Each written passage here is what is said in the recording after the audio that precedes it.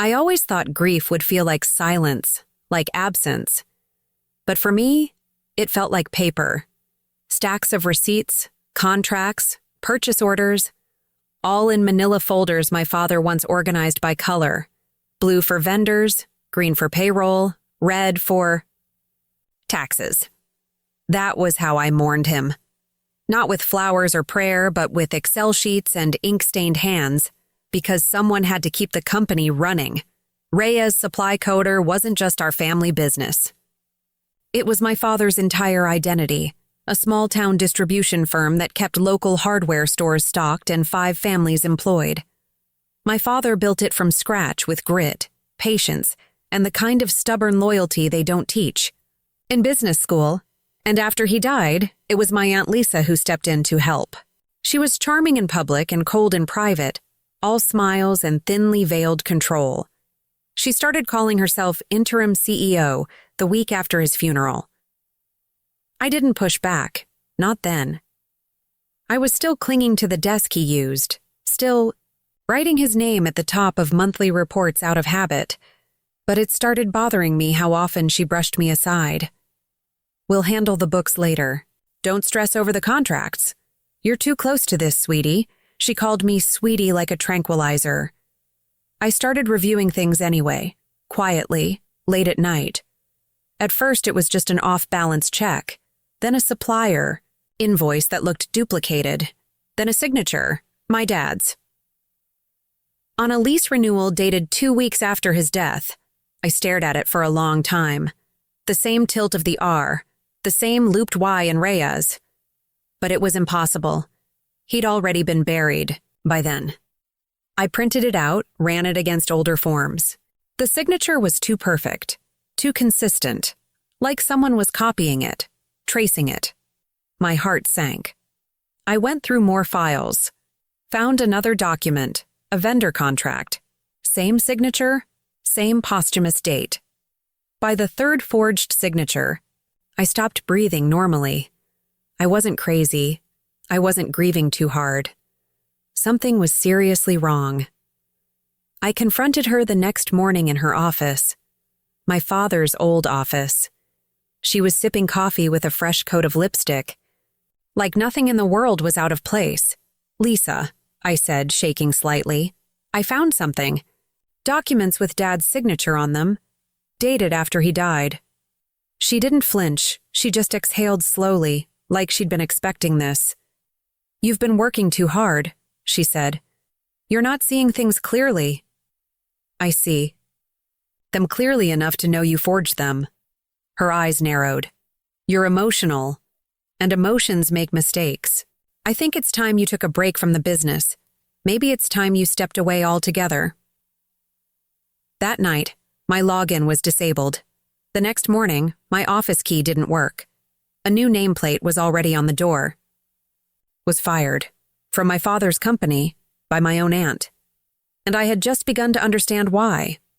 I thought I'd wake up the next morning and realize I'd overreacted. That I'd find a text from my aunt apologizing, saying we got carried away. That things got heated and she wanted to talk. Instead, I found silence. No calls, no texts, no access to company email. When I drove to the office, my ID badge blinked red at the door. The receptionist, someone I'd trained myself, wouldn't meet my eyes.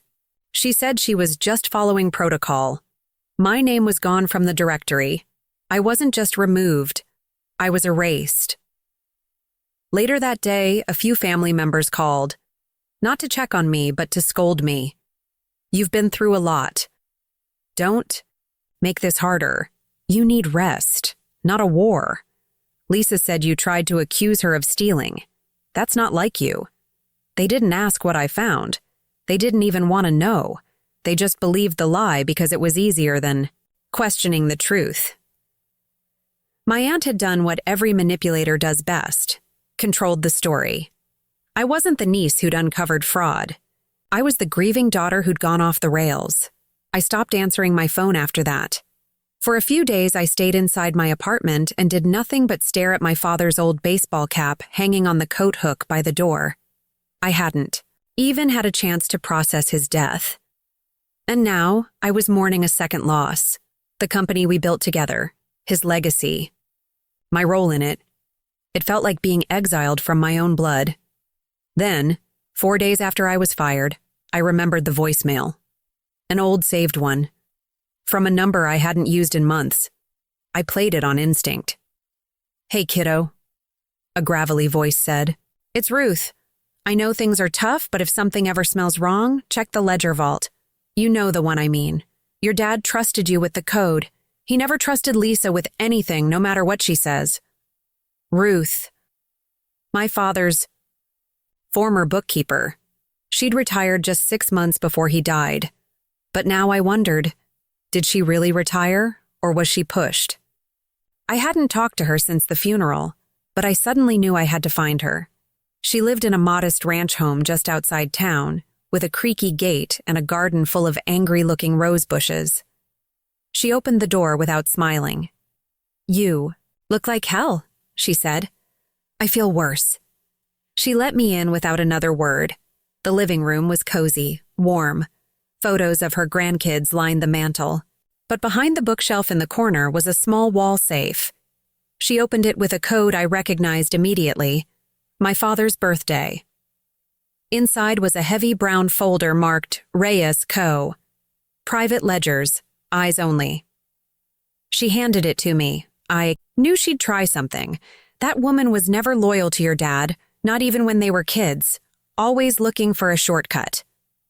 "You knew she was forging his name?" I suspected, but it was your father's company. His call. He said he was watching her. Then why did he let her near the business? He didn't. She started inserting herself as soon as he got sick. She told people she was stepping in to help. He didn't want to fight her at the end. He was tired. I opened the folder. It wasn't just books, it was a treasure map. Inside were original signed contracts, a copy of your father's will payment, trails from clients that never showed up in official accounts, a handwritten letter. "If anything happens, she'll try to make it look like a handoff. Don't believe her." Then Ruth dropped a bombshell. She used your dad's name to sign off on a loan, 2 months before he died. 400 grand? I looked at her in disbelief. For what? Ruth pulled out a second file. Mortgage paperwork. She's been buying up warehouse space out of state, in her name, using company funds. So she was planning this long before he died. Ruth nodded. She's good. Real good. But she didn't count on you getting this. I felt the heat rise behind my eyes. She hadn't just betrayed me. She'd gutted my father's legacy like it was a bank vault, and I wasn't going to let it go. That night, I laid every document across my bedroom floor. I arranged them like puzzle pieces, contracts, bank statements, check images, loan papers, and at the center of it all, those 3 forged signatures, side by side with his real ones. They didn't even hold up under scrutiny. They were too exact. No human signs their name the same way twice. But a forger might, and now I had motive. Paper trail, witness, and access to his original will, which never mentioned Lisa as a business successor. I took photos of everything and uploaded it to an encrypted folder. Then I made one more call, to an attorney, a real one. She didn't say much after I explained, just, "We need to move fast." I didn't sleep that night, not because I was afraid, but because I had everything. I needed to take my aunt down, and this time, she wasn't going to see it coming. The next morning, I sat in the lawyer's office with my hands trembling around a styrofoam cup of coffee that tasted like burned dust. Across from me sat Amelia Navarro, a no-nonsense attorney with sharp eyes and a sharper tongue. She flipped through the evidence I'd given her like she was reading a grocery list. When she looked up, her expression had changed. More alert, more dangerous. "If half of this is real," she said, "we're not just looking at a family dispute. We're looking at fraud, wire abuse, and possible criminal conspiracy." I already knew that. but hearing it spoken aloud felt like stepping off a cliff I couldn't unjump from. She began laying out a plan, civil filing first, supported by an injunction to freeze any further financial moves made under forged authorization. But I'd need to move fast, and I'd need corroboration. That's when Ruth stepped in. She agreed to give a sworn statement, said she'd testify if needed. She even found an email chain between her and my father where he expressed doubts about Lisa's involvement in company finances. That email would become our anchor. While Amelia filed the papers, I focused on tracing the money trail. Turns out, Lisa hadn't stopped at one loan. She'd used my father's name to back at least 2 more lines of credit through secondary lenders. Each loan was tied to LLCs she quietly formed over the past 2 years, all of them traced back to one destination, a development project 3 states over in her name alone. It was clear now. My aunt had used my father's name and the family business to fund her own empire, and she was trying to shut me up before. I could expose her, but I wasn't going quietly. The moment news reached her that I'd retained a lawyer, her own lawyer contacted me with an offer. $200,000 and a mutual non-disclosure agreement. Walk away. Don't file. Don't talk. Just disappear. The offer came with an expiration, 48 hours. I stared at it in Amelia's office while she leaned back and said, "That offer is proof you've got her scared." I didn't need time to think. I told Amelia to draft the civil complaint. I was taking this to court. That night, I received a second envelope, hand-delivered to my door by a courier wearing black gloves. Inside was a photograph. Me. Sitting outside Ruth's house 2 nights earlier. The photo was taken from a car. Note was scrawled on the back. Last chance to keep this in the family. My hands went cold. They weren't just threatening my name. They were watching me. I called Amelia. She answered on the first ring. "Still want to play nice?" she asked. I said no. She filed the case the next morning. We were officially going to war. The courtroom smelled like dust and old paper, the kind of place where family secrets don't whisper, they echo. I sat at the plaintiff's table with Amelia beside me, surrounded by files, folders, and the steady hum of quiet judgment. Lisa walked in like she still owned the world. Navy pantsuit, oversized sunglasses, flanked by 2 attorneys who looked like they'd walked off a magazine. "Cover?" She didn't glance at me. Not once. The judge opened proceedings with a tone that said he'd seen it all before. Family turned against family. Money turned into motive. But I was betting he'd never seen this. Amelia opened with the basics. Forged signatures, dated, contracts, and the evidence of falsified ownership transfers. Then Ruth was called. She walked slowly to the stand, but her voice was firm. She confirmed everything, the documents, the vault, the fear my father had that Lisa was manipulating more than just the books. Then came the bombshell, the unsigned email draft my father had written just a week before he died. He never sent it. But he saved it, and it read, "To be clear, Lisa is not authorized to conduct transactions on behalf of the business. Any such activity should be reported immediately." Lisa's attorney tried to object. The judge overruled him. Then came the financial records, the LLC trail, the hidden property purchases, and the massive withdrawals from company accounts. Amelia presented the original will, handwritten and notarized, naming me as his business successor. Lisa's version of the will, submitted posthumously, was typed and not notarized at all. You could feel the shift in the room, like air being sucked out of a balloon, but Lisa didn't flinch. She simply asked for a recess. That afternoon, a new offer came through her attorney, $500,000, plus the return of my employment title, a revised ownership share, and full NDA. They wanted it to end. Quietly. I stared at the document. Amelia asked me, Do you want to settle? I looked across the courtroom at the face of the woman who'd tried to erase me, who'd forged our bloodline and bet I'd be too broken to fight. No, I said. I want it on record. The next day, we brought in the handwriting expert. He testified that the signatures post-dating my father's death were not just forgeries. They were copied from an earlier check stub. Two identical, mechanically traced. Then we brought in the final piece.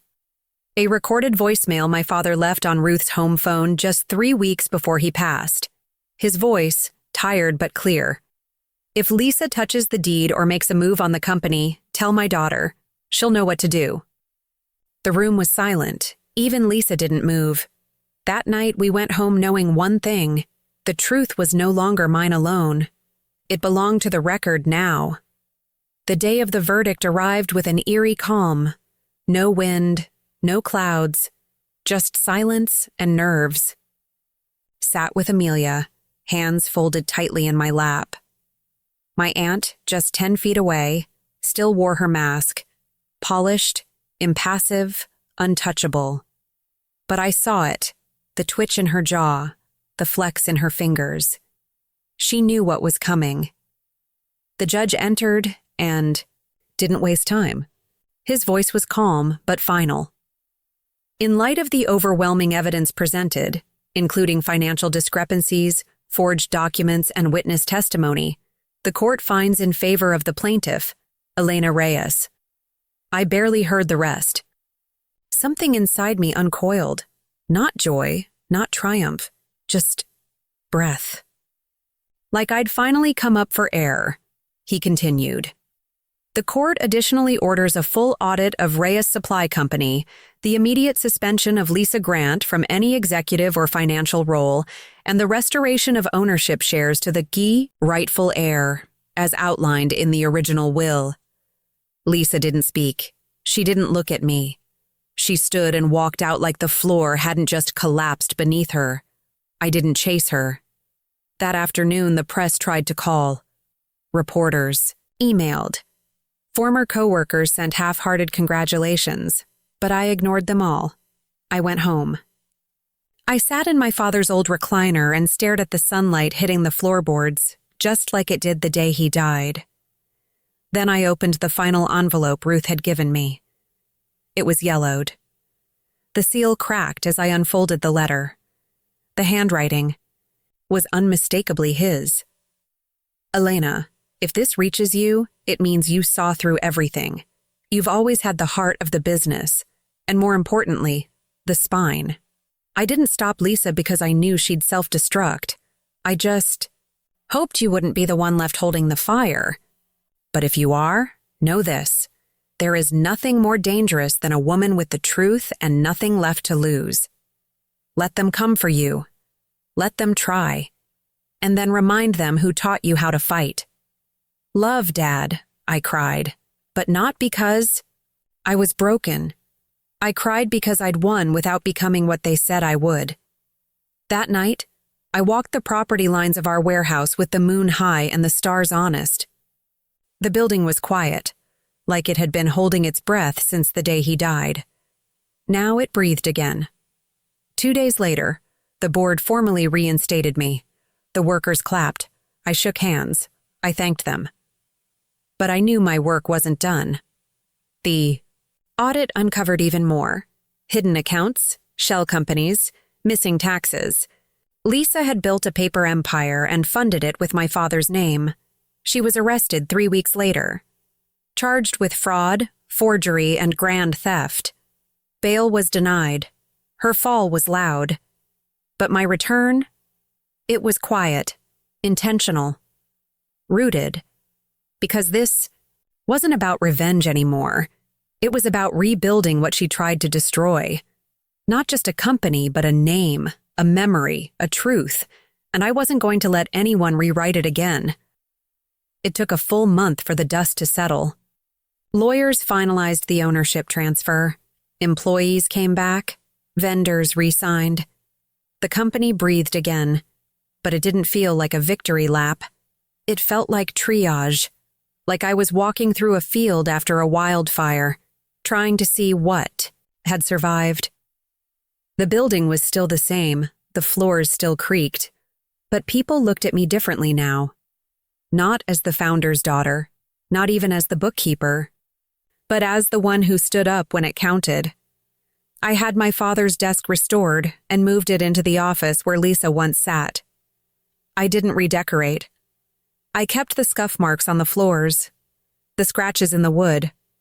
I wanted the room to remember everything. On the first morning of my official return, I walked in early and framed something above the door. Not a certificate, not a logo. My father's last real signature, scanned from his final journal entry. The one he used to sign a note that simply read, "She knows what she's doing." That signature became my shield, my anchor, my reminder. That legacy isn't just blood or contracts. It's trust passed down when no one else is looking. Later that day, I hosted an all-staff meeting. No speech, just presence. I looked each person in the eye and said, if anyone ever asks what we stand for, tell them we stand for truth, even when it hurts, especially then. Applause wasn't loud, but it was real, and that mattered more. Week later, I got a letter in the mail. No return address. Just a folded piece of paper with a single line written in blocky cursive. You weren't supposed to survive this. I handed it to Amelia. She tightened security.